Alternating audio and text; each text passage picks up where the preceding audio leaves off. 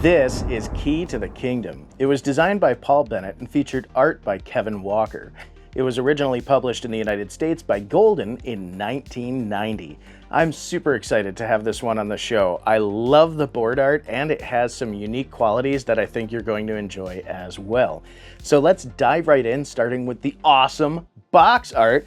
We have the Wizard of Plenty and our hero facing off against a fearsome dragon with this nice gold lettering, Key to the Kingdom, just popping right out at you. This is definitely a showstopper, and I would easily rank this amongst my favorite board game boxes just for the art alone. When we flip it over, we see some kids enjoying the game and showing off the unique folding game board. It's a lift-off top box. It has a small cardboard space saver and a vacuum-formed organizer. Now, it's advised in the instructions to put this monster card deck in that organizer when you're playing and use one pocket for the monster card draw pile and one for the discard pile. But I found that organizer was pretty ungainly compared to just plain having the deck within easy reach of the board, so I did not use it for that purpose.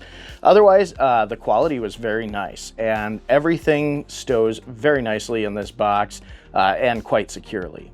When we look at the game itself, oh, I love this game board. Not only is the art awesome, I mean, realistically, one of the biggest draws for me was the illustrations, and I think as you look at this, you will agree. And there is quite a bit of real estate here for illustrations. Now, players will start at the bottom of the board here.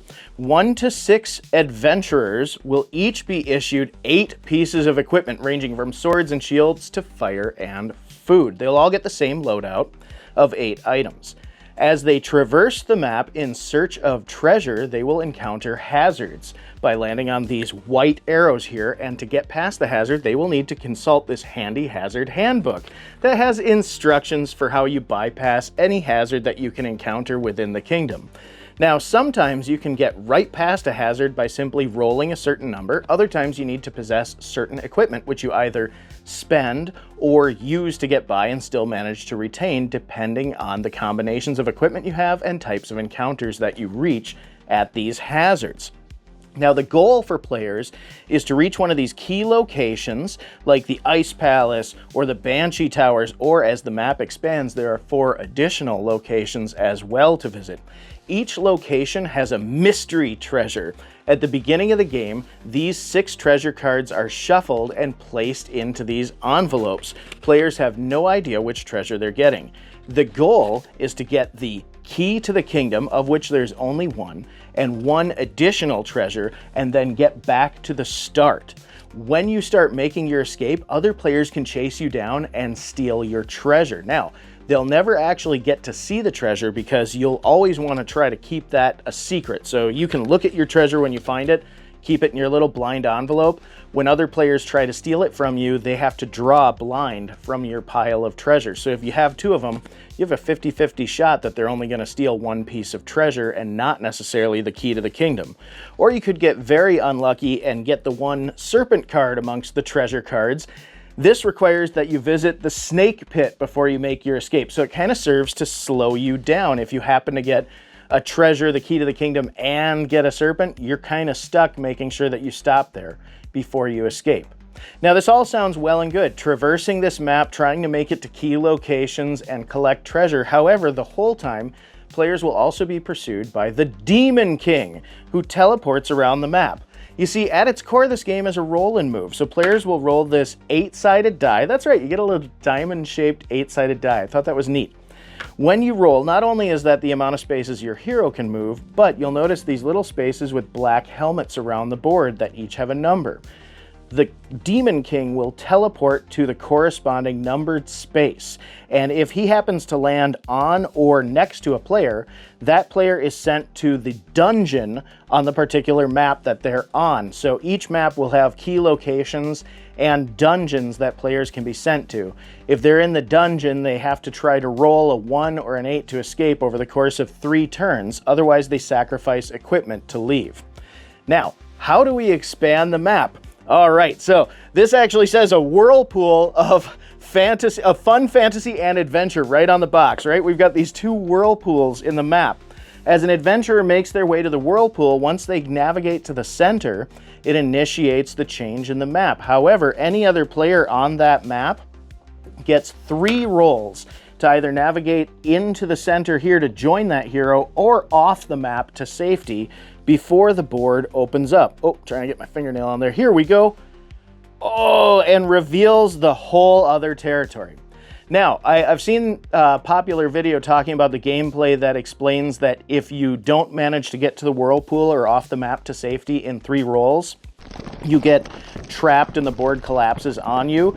That's only partially true. If you don't make it off, it's not part of the action to crush the figurine, nor is it the action to kill the character. Instead, if you're in possession of treasure, you lose that treasure and you end up starting in this void space instead of the whirlpool when you respawn back to play. So you don't really die, you just lose treasure here. And that kind of drove me nuts watching another critique where the person really had a good time smacking the board down on the figurines. And they have these relatively delicate horned helmets, which I think are quite attractive. You really don't want to smash these. These figurines, by the way, are surprisingly detailed for the time. The Demon King is nice, scary, and menacing, but the adventurers, they have swords, shields, lanterns, armor. They have all kinds of equipment that's very visible and cleanly sculpted on them. And it goes part and parcel with the gorgeous art. I also want to point out on this side, so I love that I have played this game where only one side or the other ever got opened before we found the treasure that we wanted. What I found really neat about it is you can somehow get lucky and just have a player manage to get the treasure on the front and that be all they need as well. There are opportunities for the map to play out differently throughout different game sessions. One feature that I thought was kind of fun, interactivity, which oddly enough, this hazard was entirely too easy, but the player will have to build the bridge. So they get these 6 bridge segments that they add as they cross this hazard. So I thought that was funny. Happens the first time they cross it, and then once the bridge is built to the evil tower, it exists. But you'll notice things like there are gates that they have to cross. This is kind of like a little rickety bridge that if you fail to get all the way across, you end up cascading down all these other spots, or like this row of boats, same thing, you cascade down. So there are a lot of spots where as you're trying to cross a hazard, if you fail, they will cause you to take an alternate route. Other hazards will cost you equipment or will trap you in a place. There are some spots where you have to struggle to get out, so you keep rolling for turns on end while the other players are making their way towards treasure. Like I said, the monsters that you face, so you're going to get to these locations here. First off, you get past the hazards where these white arrows are, and if you manage to retain enough equipment to get to where these black arrows are and face a monster, you are going to face an imaginative rogues gallery of crazy cretins. We've got everything from the terrible tarantula to the mad monk to the dreaded druid, the alien stalker, and the insectoid witch. There's too many to list. There's even a flying werewolf. All of them have very cool, unique illustrations and unique rule sets for how you face them. Some of them are as simple as if you happen to have, there's a dragon in here where if all you need to do is give him food. If you happen to have a food card, if you don't, you can't even face him. So there are some times where you get snubbed just because you didn't manage to retain the right amount of equipment. Now, if you lose too much of your equipment early on, all is not lost. You can either visit the Ring of Stones or the Wizard of Plenty, both of which are a bit of a challenge. The Ring of Stones is a little easier to navigate to. The Wizard of Plenty has special rules for crossing the rainbow to get to him. However, that being said, if you get to the Wizard of Plenty, you can earn back any lost treasure, so any treasure that might have been lost while crossing the whirlpools, or you can also get back your lost equipment. The Ring of Stones allows you to get back lost equipment and lost treasure, but also allows you to get a deep magic card. And the deep magic card prevents players from transforming the map via the whirlpool. So let's say somebody lands here and you're still trying to face a monster here. You can throw down a deep magic card and they are not allowed to initiate the whirlpool. So kind of a neat little way. Also, like if you think they're escaping and you want to keep them from escaping, which is really the unspoken truth here. You're not going to be just trying to stop somebody from going to the overworld because you're getting one more treasure. You know they're going to the overworld to escape. And that's the thing is, This game goes from an exciting adventure in the first act where it's mostly exploration, right? The first part of the game when all the explorers are leaving the start location, you're experiencing the art, you're experiencing the world, you're having fun navigating these hazards to these key locations, right?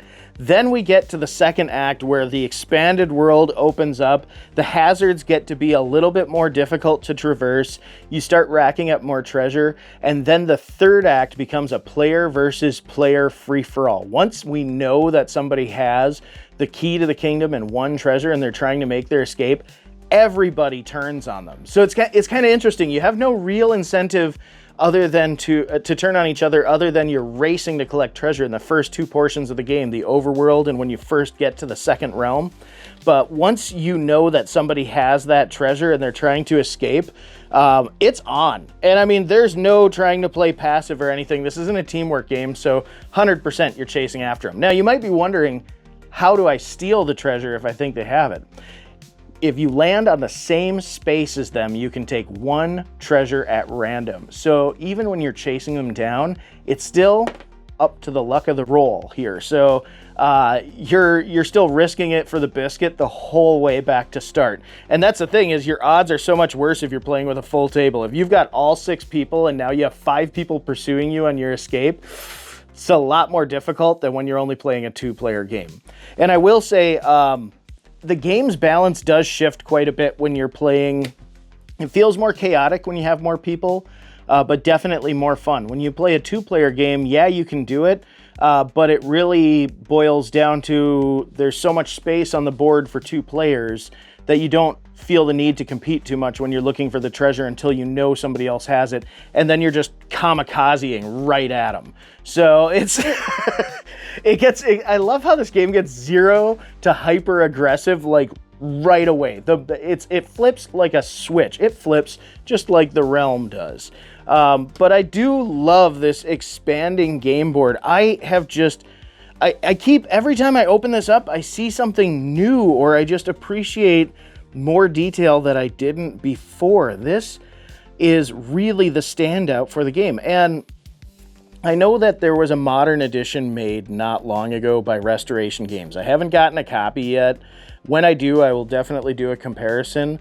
But I gotta say, having seen the art on that one compared to the art on the game board here, boy, I don't know if I'm the target market for the new one because it looks so much lighter and simpler compared to this. The level of detail on the 1990 Golden Edition, and I think Waddington's did theirs in '89 in the UK. Comment below, let me know if I'm correct on that. I thought the UK got this a year before the United States, but it was the same art.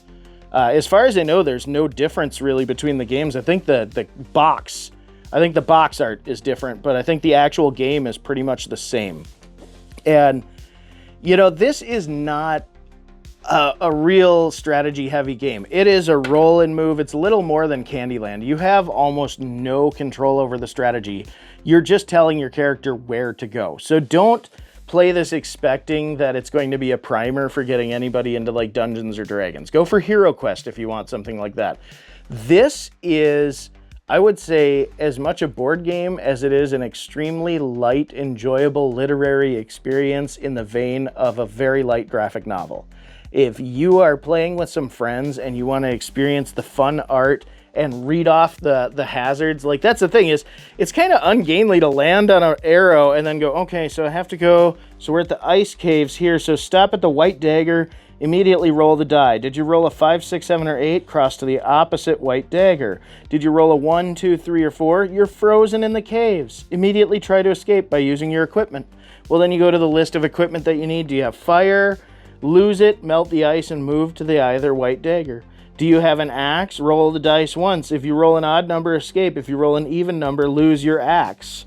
I mean, that's so each peril or each hazard, there are a lot of ways that it can play out, causing you to lose equipment and time.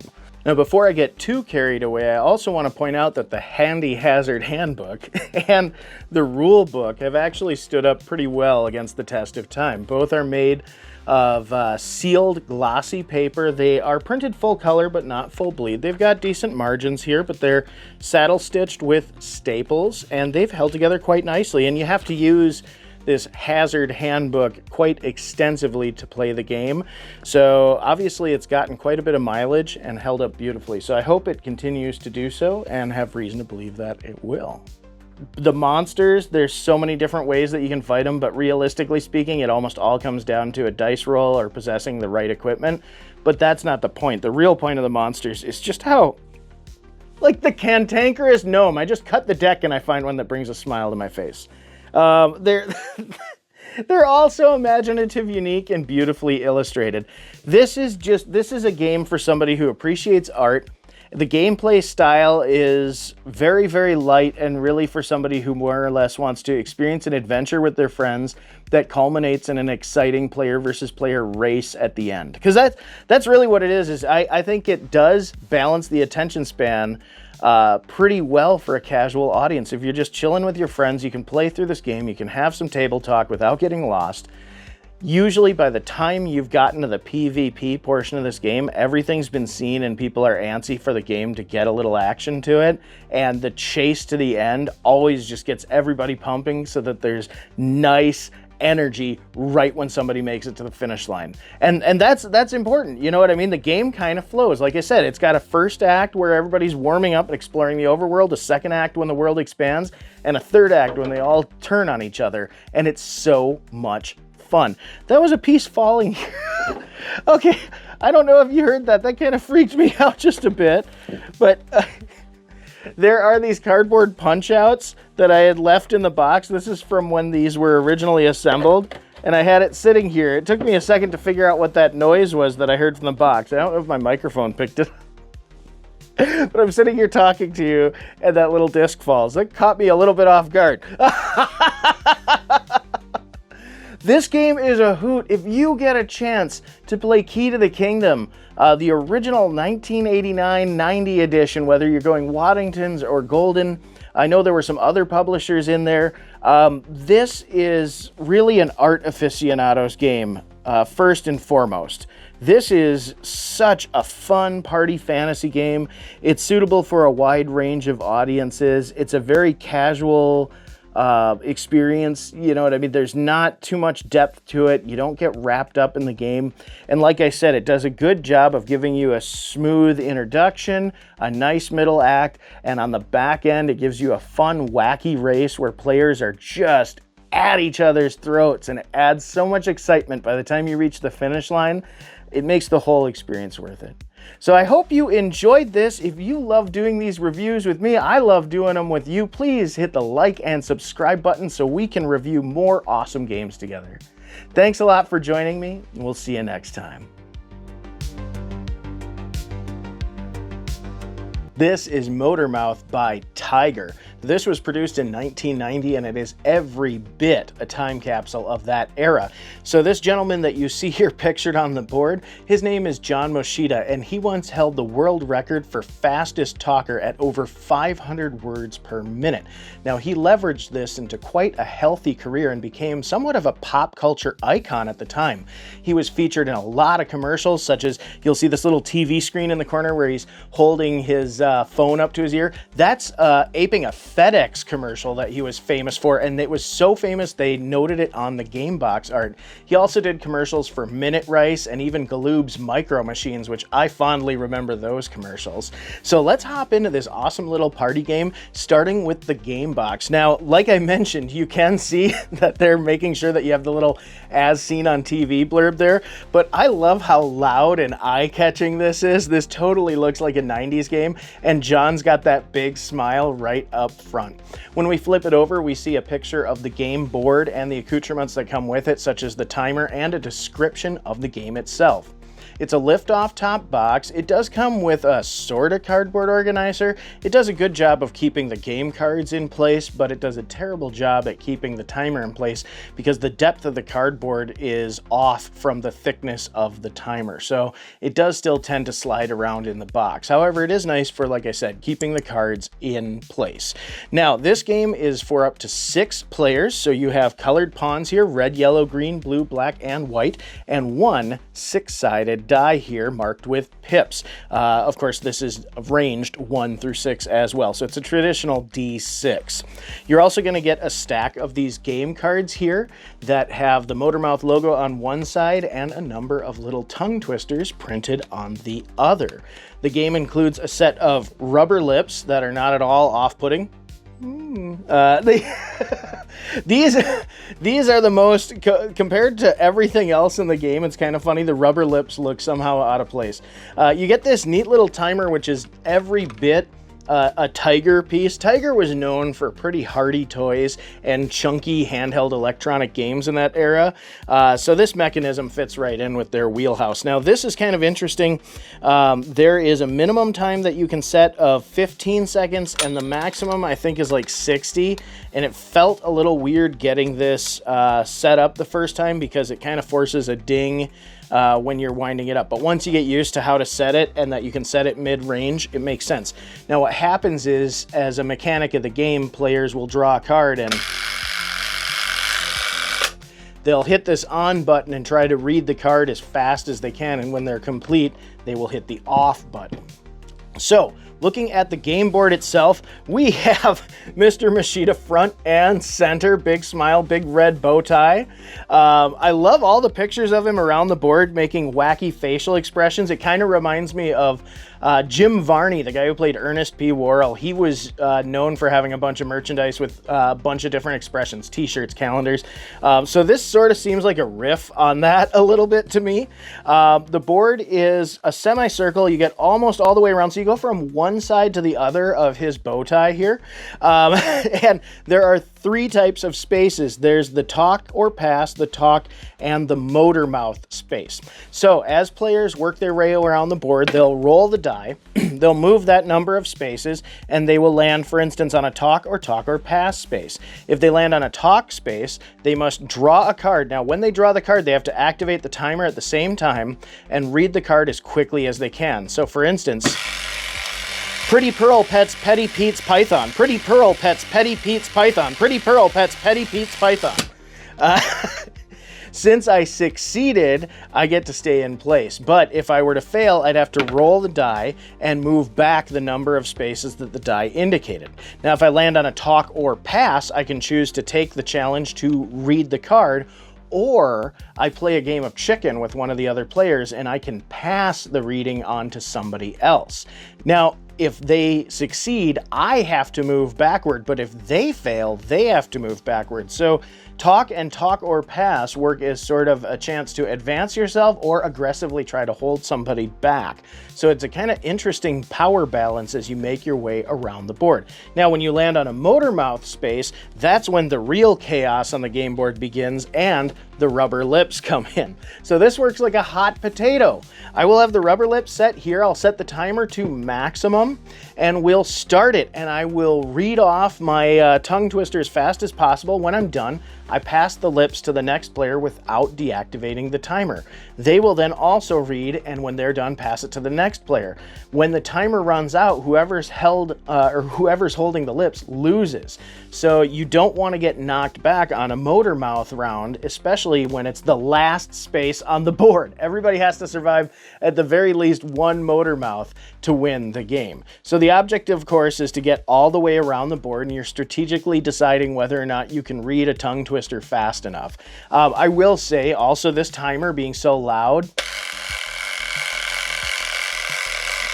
I'm holding it away from the mic to try to be kind. There's even a little cutout pass through here to really make sure that it's loud enough.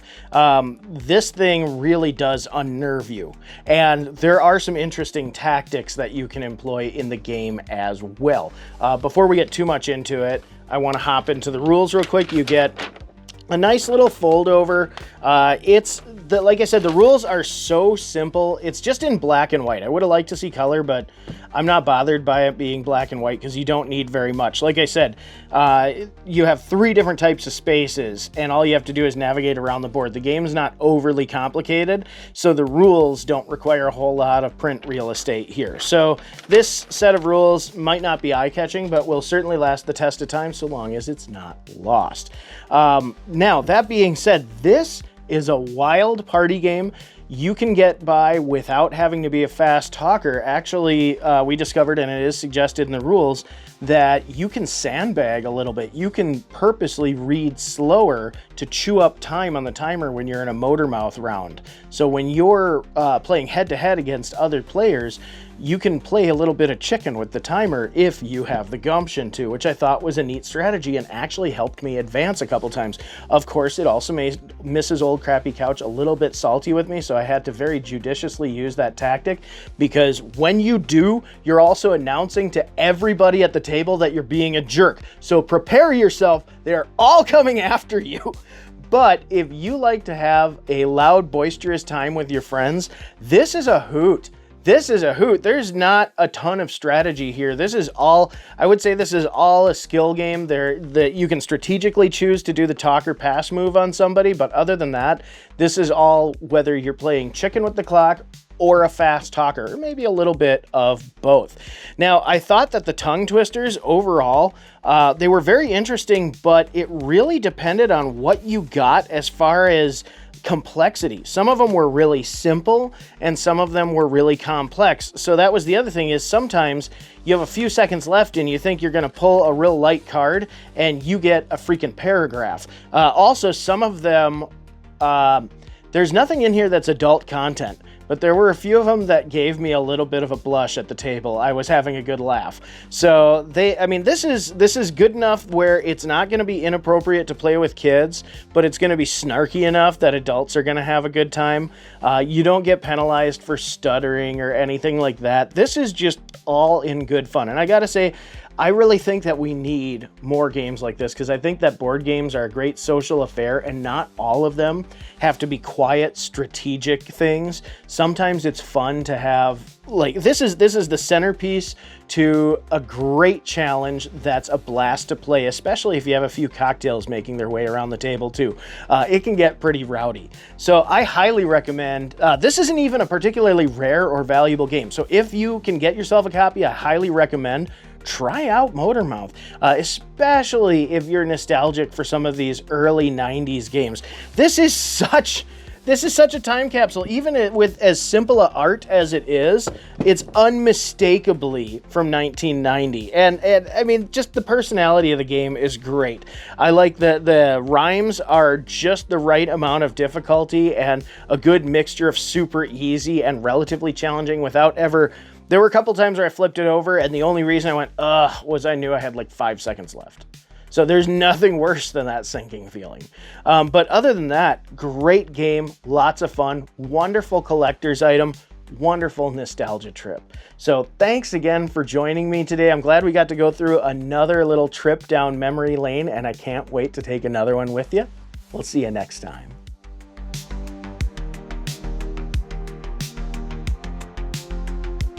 This is HeroQuest. It was originally published by Milton Bradley in the UK in 1989, and then a year later in the United States in 1990. The game was a joint effort between Milton Bradley and Games Workshop, notable for their work on the Warhammer series, to make a tabletop game that was accessible to a younger audience. And actually, just looking at it, you can tell that this is kind of like a Dungeons and Dragons primer that borrows rules from a few different tabletop games. It's an excellent way to introduce gamers to a higher complexity adventure game without too much time invested on the front end preparing them or developing characters.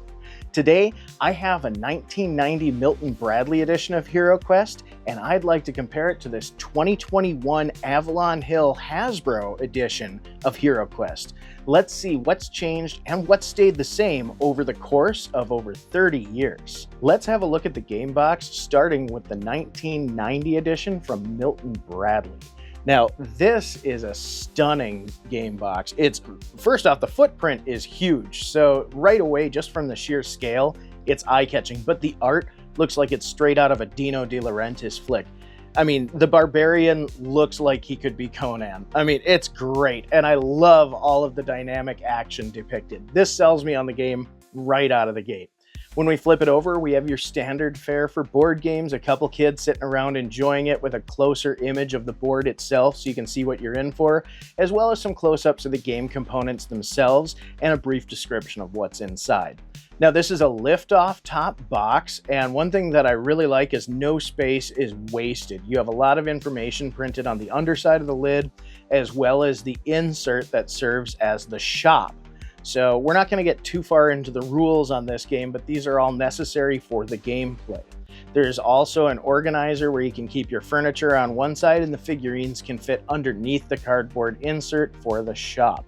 So all in all, the first time I tried putting this away, the copy I had been divided up into some small plastic bags, and I discovered that the more you try to put these parts into small plastic bags, the more dangerous it is because they're going to catch on each other. They're kind of forced to rub on each other like a rock tumbler.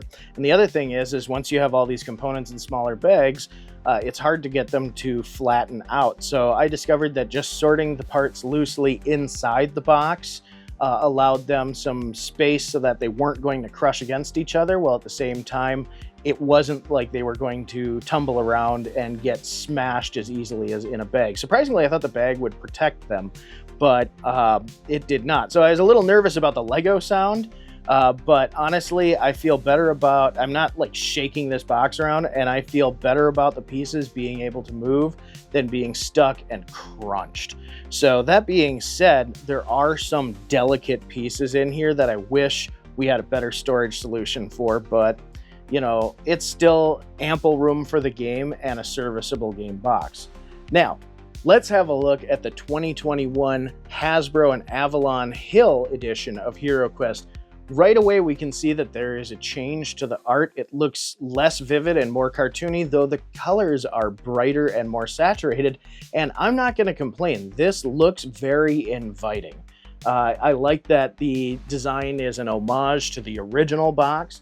When we flip it over, we no longer see kids enjoying the game. Now we have a close-up of the game board and its components, as well as a little bit more of a thorough explanation of what the game is. Clearly, this is being marketed to an older crowd. The original idea behind HeroQuest was to develop a tabletop game that was accessible to a younger audience, and that has not changed. But I believe the fact that we are now marketing towards adults who grew up with the original HeroQuest, they're trying to make a more premium looking game that appeals to that audience, and boy did they succeed. Everything about this game box screams quality. When I went to open it up, it is a lift-off top box. The tolerances are a bit tight, so a little bit of finesse is needed. But inside were two tray organizers with graphic sleeves to hold all of the figurines and parts safely. This is huge. Now, the box is a little bit deeper than the 1990 edition to accommodate those trays. And the board now folds into quarters to help reduce the overall width or footprint of the box. So as you can see, the older version is a shallower box with a wider footprint. This one is a bit deeper with a narrower footprint, more shelf. It's more friendly for shelf space, more efficient, I guess. Tripping over my words there. Fun. But anyway, when we get back into the storage, I absolutely love these plastic trays inside. They're vacuform trays that each individual figurine can seat inside with a protective clear cover, and then, like I said, a cardboard graphic sleeve that fits over it. In fact, there's cardboard corrugate on the underside of the vacuum form tray to help give stability to it. And these are not chintzy trays either. They actually are quite sturdy. So I love this because when I'm playing the game, I have to kind of set up and arrange all the creatures. If I'm playing as Zargon, make sure that I have everything organized so it's easy to just pick up and assemble the dungeon. With this, you just set the two trays next to you. Everything's organized. It's gorgeous. It holds all the player cards. It holds all the score pads or the player pads that keep track of their health and other attributes. Just wonderful. So I gotta say, Avalon Hill and Hasbro knocking it out of the park. If I'm comparing the boxes head and head, I gotta say Avalon Hill and Hasbro wins. I mean, I would say this is a 10 out of 10.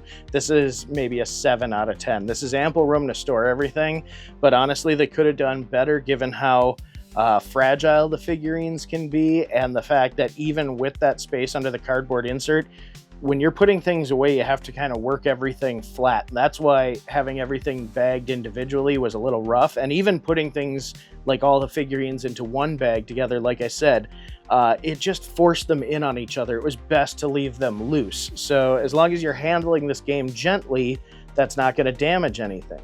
However, when you have these individual trays, this is so easy to store, tip, transport. You have no fear of damaging these figurines. So wonderful game box, wonderful game box. 11 out of 10 for this. Wonderful presentation. It just feels rich and luxurious, colorful, and well appointed. Let's have a look at the game itself, starting with the 1990 Milton Bradley edition. Now, right away, this looks like there's a lot going on. For display purposes, I set up the entire scenario for the first quest called The Trial. Now, this game system comes with 14 individual quests that progressively get more difficult, and actually players can bring their character from one quest to the other to have a full campaign. And with that progressive scoring also includes the ability to buy weapons and supplies between quests, which is why we have that insert that was shown earlier in this game box. So that serves as basically information on what type of items a player can purchase for their character between quests with the gold that they procure during the quests. Now, one player will take the role of the evil wizard Zargon, and they will get this little blinder that includes some gameplay information behind it. They'll set this up so the other players cannot see what's in the quest book. Now, this is provided with 14 pre-made quests and a story intro. So Zargon basically runs the game similar to how a dungeon master would run a Dungeons and Dragons campaign. Only this one is significantly less story-driven.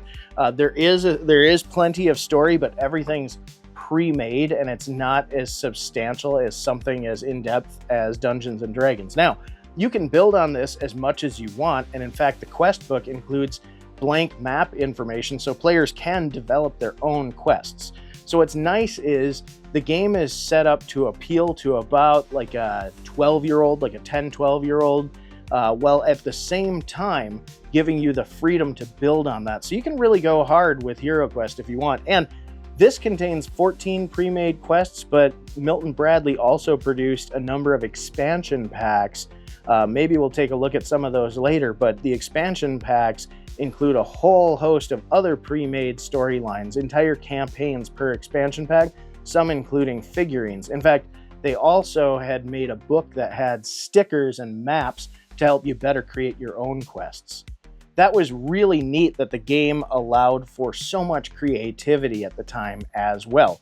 Now, the actual combat is reminiscent to Games Workshop's other works, Warhammer, but essentially players will have these 2 movement die, and that'll determine where they can move their character, and then they have these combat die for if they're going to be fighting another character.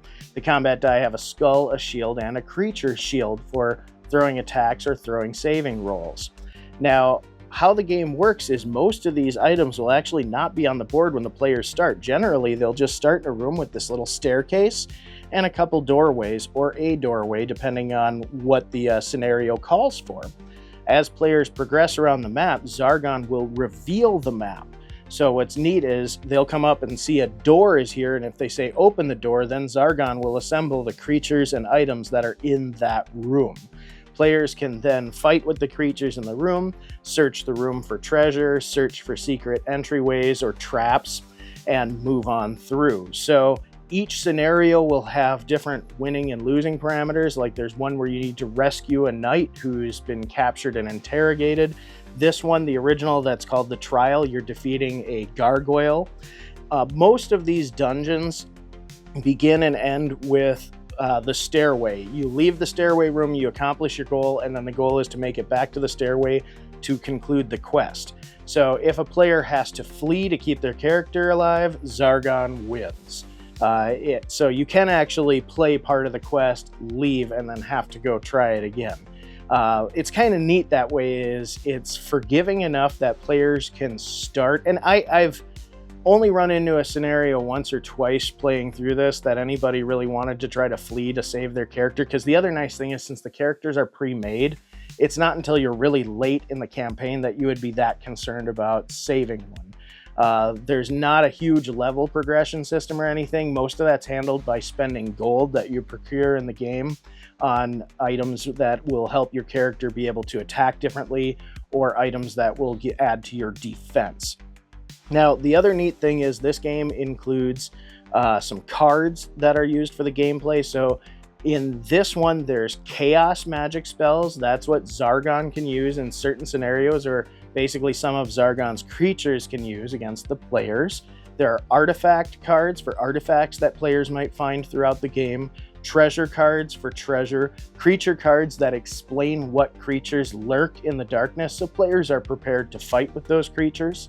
There's also character cards that explain the base stats for the characters. There is a player pad as well that accompanies those character cards. That player pad players will hold on to throughout all the quests and use it to keep track of their character's health, items, and other pertinent notes for the game. So again, be it that it's progressive and it can go from quest to quest all the way through the full campaign, is really nice. I dig it. I think it's awesome. So you can actually develop a character even though that development is relatively limited. There are also cards for spells. You have a wizard and an elf. So there are 4 elemental spells. You're going to have fire, earth, air, and water, and those are divvied up between those 2 characters. The wizard, of course, getting the lion's share of those spell cards to be used throughout the game. Those they can spend throughout each quest and then will recharge when they go to the next quest. So that limitation keeps the wizard from being overpowered, and they need to be very strategic with their moves. That being said, it sounds complicated, but it doesn't take long to figure out, and a lot of care went into making sure that this would appeal to younger kids and be a nice entry point to strategic and role-playing tabletop games. This is an absolute blast. Honestly, I did not grow up with HeroQuest. I was aware of the game, but I had not had any opportunity to play until relatively recently when I decided to do this review, and I gotta say, this is a blast. I love playing as Zargon, which that's something I thought would not be fun. I always thought one player would be kind of annoyed by being stuck running the game. And actually, I found whether I was playing against one other player or multiples, it was fun playing as Zargon because I had the opportunity to just go nuts on everybody. I mean, sometimes you don't always want to tear into your friends when you're playing competitive games. Sometimes you take it easy at first and then go, and it's all in good fun. When you're the clear antagonist, there's something fun about getting to be evil.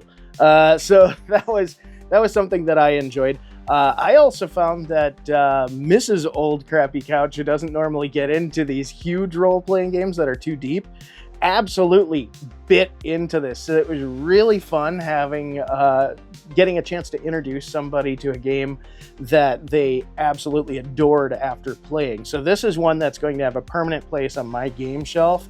I'm always excited to play HeroQuest, and again, just kudos all of the care that Milton Bradley and Games Workshop went to make beautiful figurines, wonderful set pieces. This colorful board is so nice.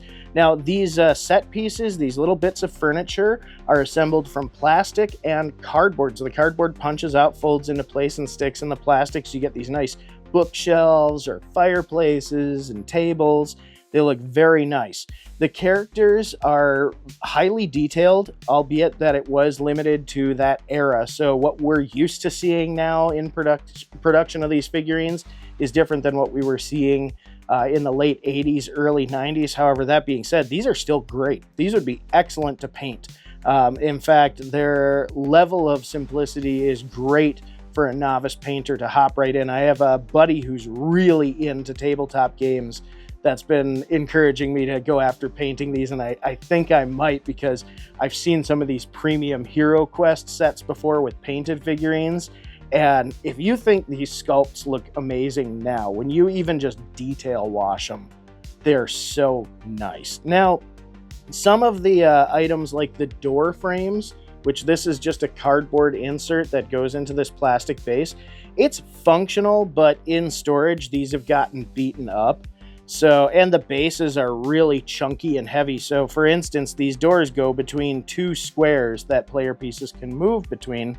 And if you have a player piece butted right up against one of those doors, they don't quite sit on their square, which that's kind of a legacy issue when we look at this other one, though they did minimize that. They found a nice way to handle that. But overall, the details are awesome. I love the little rats on the bookcases and the art on the printed pieces. The figurines are produced of some sort of PVC, so the issue that I am noticing is there is some plastic fatigue on some of them. You can particularly notice on the finer pieces like the sword that the barbarian and the sword that the elf have. I've also noticed on some of the set pieces, it's a little bit more brittle. It doesn't last very well, and packing this game away, when I received this, I purchased this secondhand.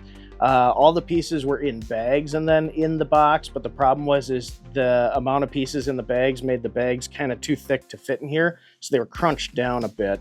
I noticed that once you've got this, there's a little organizer where you can put all the furniture onto one side of the board, and most of the figurines will fit underneath the cardboard insert that works as the shop.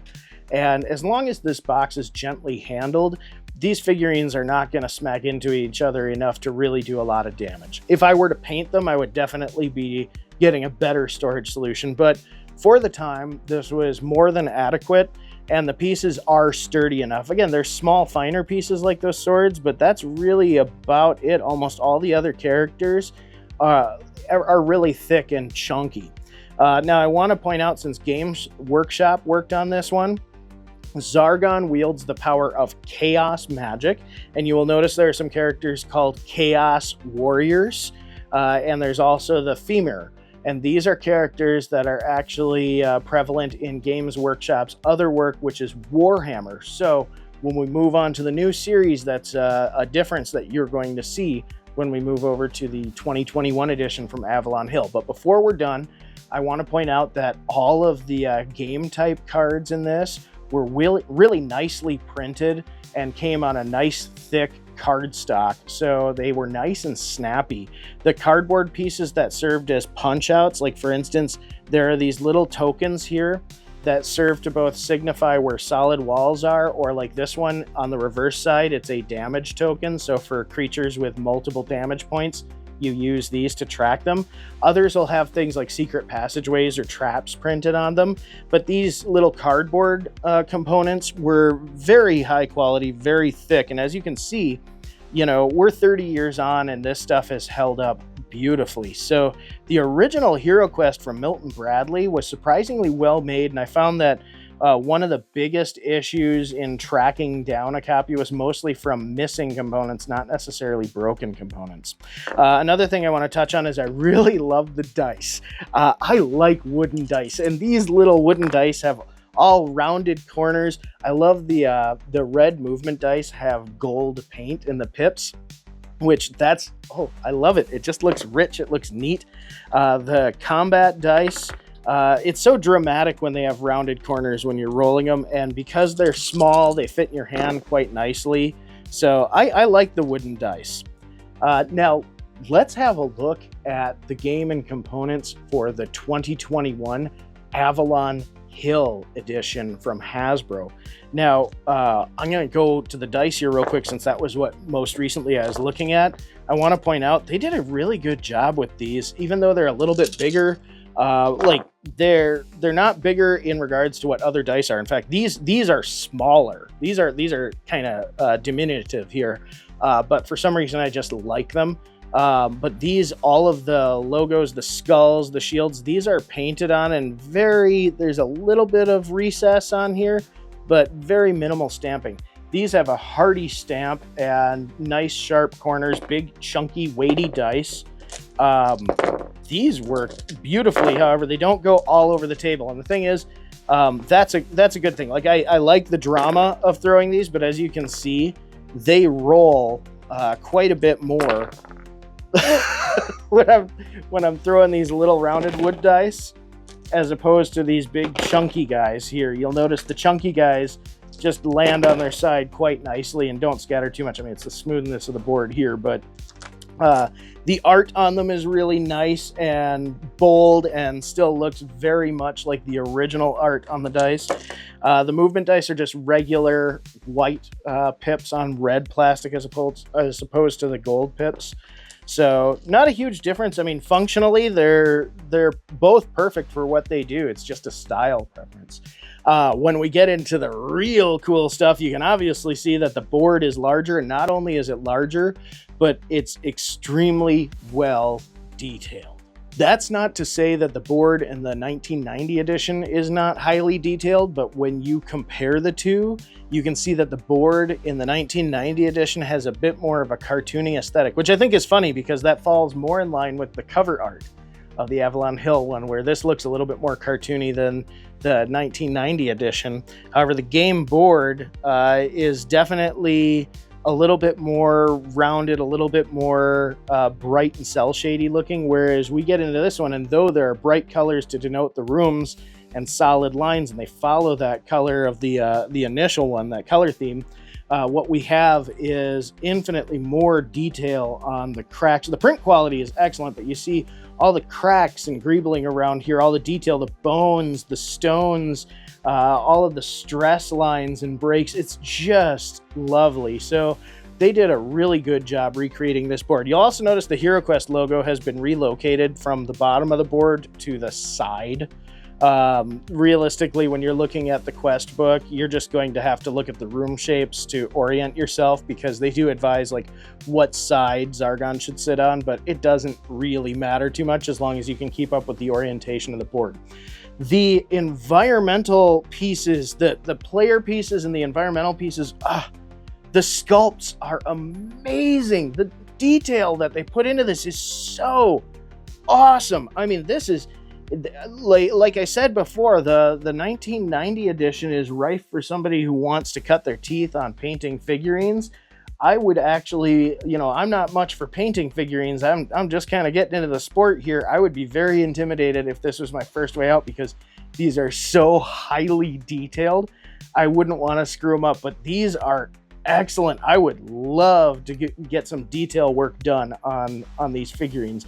They're gorgeous. And Avalon Hill and Hasbro knew that people would want to add some detail. In fact, I don't have them on display here, but in the trays, there are also some environmentals, little skulls, little rats that players can paint and add to these pieces here. I just haven't done anything to embellish the environment in the game. But I mean, heck, the sarcophagus in this one actually has a removable lid, so you could fill it with little skulls if you wanted to. Everything's also got a great weight. Look, this is the fireplace. You compare this to the cardboard. So we have the cardboard fireplace in 1990, and you compare it to this beautifully sculpted piece from the 2021 edition, and it weighs. So it just has a lovely feel to it. It just adds to the richness of the game. This iteration of HeroQuest is an absolute love letter to HeroQuest fans everywhere. I am not gonna lie, it's hard to put into words how satisfied I was with this product from the moment that I opened it up. Now, before we get too far into that, there are some other fundamental differences between this and the 1990, but very few. And most of those seem to have to do with licensing. So we no longer have Chaos Magic, we have Dread Magic. Zargon uses Dread Magic, and we've got our updated art here. The blinder is very similar in scale and what information it has on the back. It's just updated with the new art, which is it hits hard, dude. This goes hard. I like Zargon and the new gargoyle. Oh, it's awesome. I mean, just everything is the detail they put into this. I just love it. But these, so we don't have chaos magic, we have dread magic. We don't have chaos warriors, we now have dread warriors. We don't have femur, we now have abominations. But the abominations rock. The abominations look like something out of the Black Lagoon, and I love it. All of the sculpts are so amazingly detailed. I mean, just playing this is an absolute joy because of the set pieces. Now, I had mentioned the door frames before, these cardboard door frames. Durability, I wasn't so hot on. You get plastic frames in this one. Now, the bases are lighter weight, though they're still about equal width. But how they counteracted that was that the scale of the board being increased just a little bit makes all the difference in the world. It can still interrupt how a player sits, but because you don't have this chunky wedge of a base and instead it's a little bit more flat, you can kind of cheat a figurine onto it a bit more. So, I mean, you can't ask for much more than that. They really, it would be unreasonable to complain about it crowding a player space at this point. This is the most mitigation that you could ask for, and it's gorgeously sculpted mitigation too. But you get all of the same, otherwise you get all the same creature pieces, the same quantities of all the various creatures. You get the same heroes. You have the barbarian, the elf, the wizard, and the dwarf, all with brand new hyper detailed sculpts that are just gorgeous. Now, the material that they used, I'm not a plastics expert. I've embarrassed myself referring to vacuformed as blow molded, etc. This plastic is significantly more flexible, and so it's much less likely to snap or break easily, which is something that I really admire. So compared to the original, you also have that quality jump where the material just feels like it will be able to handle itself well in the box, even though they give you the trays, these beautiful trays to put all the figurines in. So, I mean, and having those trays on hand makes setting up this game 10 times easier. Now, when you compare the rule books, let's get into this guy here. When we compare the rule books, they're actually, as far as content, identical, but it's all updated art, all updated printing. So the Avalon Hill edition, let's start with the 1990. The 1990 Milton Bradley edition is saddle stitched, unsealed bond paper, about 8.5 by 11 folded size. It's very beautifully printed in this nice sort of yellowish brown kind of gold color, but it is basically just a 2-color print. But it's very thorough, and actually this is very well written out. It seemed daunting to me when the very first thing I looked at is it said it's advised that whoever starts this game reads the entire rule book from start to finish. And, you know, it's 23 pages, so it's not that bad. But at first you're kind of like, man, that's going to be a lot. But it's really quite easy. And you need somebody to have a full understanding of the game, because explaining it to a player is much easier than going through the whole rule book. I mean, anytime you're laying out rules in print, you have to be very thorough, whereas when you're playing with somebody and you're doing a teach, generally it's easier to get somebody to pick up the rules in practice. Now, moving on to the 2021 Avalon Hill book, we can see that the art is very reminiscent, but now we have this beautiful full color sealed paper. Now, both of these are saddle stitched. This is a staple saddle stitch. This one is actually done with like a linen thread, which I really like. I've seen that on a few other game manuals, and that's just excellent for the longevity of the manual, but also the fit and finish. And you don't get those weird kind of puckers that happen over time with staples as the spine starts to bend or anything like that. Everything about this manual, I mean, look at the color print. Just gorgeous. And like I said, none of the rules have changed. They've changed, you know, chaos magic to dread magic, and they've changed the chaos warriors and the femur. So obviously that's more parting with the Games Workshop licenses to maintain the independence of HeroQuest. And I'm not really bothered by it. It doesn't affect the game whatsoever. And in fact, again, they pulled out all the stops with the Abomination. That's such a cool sculpt.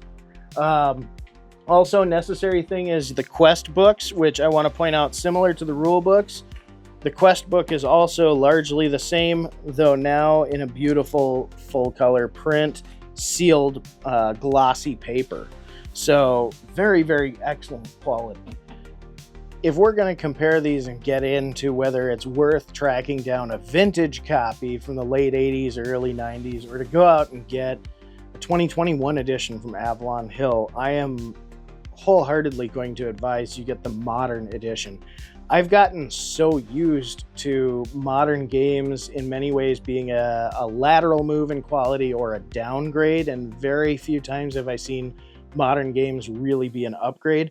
But this is like a quantum leap forward in quality, in fit and finish. This is one of the most premium products that I have ever purchased. I bought this myself. I haven't been sent any of these. When I do these reviews, I am procuring these games on my own so you can get the most neutral opinion. And I really enjoy this HeroQuest game system. It's quickly become one of my favorites just because it's so easy to get people who aren't used to this type of game up to speed and playing and having the time of their lives. And anything that's easy to teach that expands somebody's gaming horizon is always a winner for me.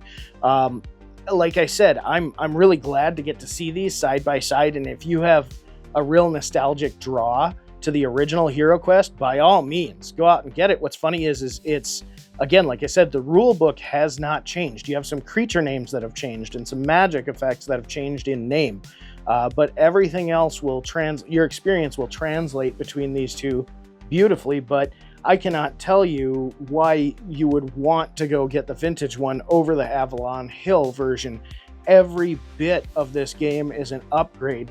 The creature trays, the trays to hold all the figurines to make them easily accessible and keep them sorted, that's worth the price of admission as is. The expanded board is excellent, and the amazing sculpts, the materials that seem much more resilient, the cards with that lovely linen feel, everything about these nice chunky dice, everything about this is an upgrade. And considering that if you're hunting down one of these older ones, the pricing between the two is going to be surprisingly comparable, I gotta say, the Avalon Hill Hasbro edition of HeroQuest, this pleases the couch. Go out, get yourself a copy. You won't be disappointed. So I gotta ask everybody who's watching here, what do you think of HeroQuest? Have you played it? Do you love it? What do you think of the expansions? Which ones do you think I should check out? Because this is something that I think I could sink a lot of time into, and I'm very excited to bite into it. So comment below, let me know. Thanks for tuning in, and we'll see you next time.